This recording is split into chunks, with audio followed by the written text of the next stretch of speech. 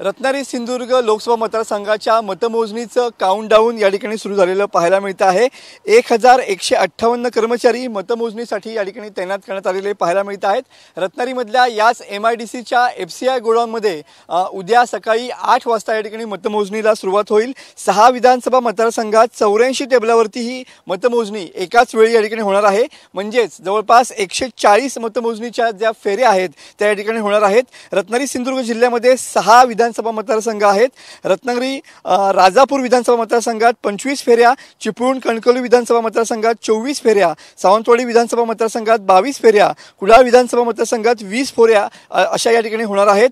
मतमोजणीच्या ठिकाणी त्रिसदस्यीय सुरक्षा कवच या ठिकाणी पाहायला मिळते आहे। स्थानिक जे पोलीस आहेत त्यामध्ये 50 पोलीस अधिकारी आणि 356 पोलीस अंमलदार या ठिकाणी असणार आहेत। तुम्ही बघू शकता की याच स्ट्रॉंग रूम मध्ये रत्नागिरी सिंधुदुर्ग लोकसभा मतदारसंघातल्या ज्या EVM मशीन्स आहेत त्या कडेकोट सुरक्षा व्यवस्थेमध्ये या ठिकाणी ठेवण्यात आलेल्या पाहायला मिळत आहेत।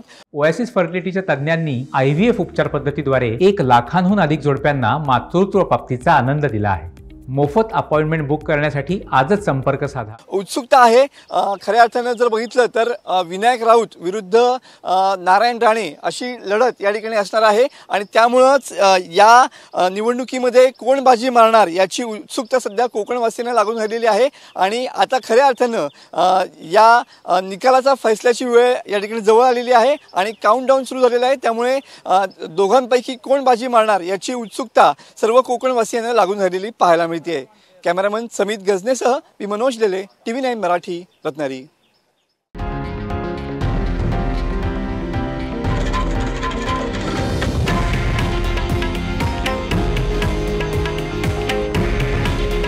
हे आहे देशातील नंबर 1 न्यूज नेटवर्क आणि आपण पाहत आहात TV9 मराठी।